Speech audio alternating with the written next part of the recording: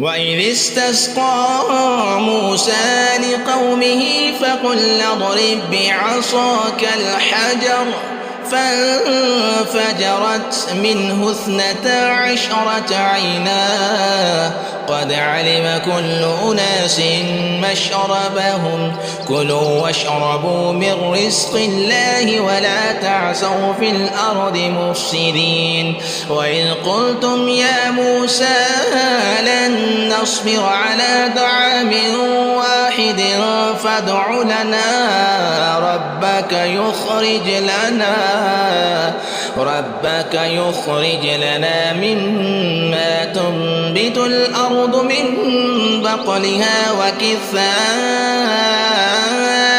وفومها وعدسها وبصلها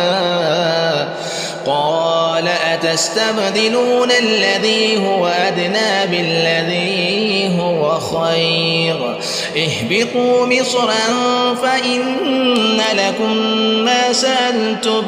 وضربت عليهم الذلة والمسكنة وباءوا بغضب من الله ذلك بأنهم كانوا يكفرون بآيات الله ويقتلون النبيين بغير الحق ذلك بما عصوا وكانوا يعتدون.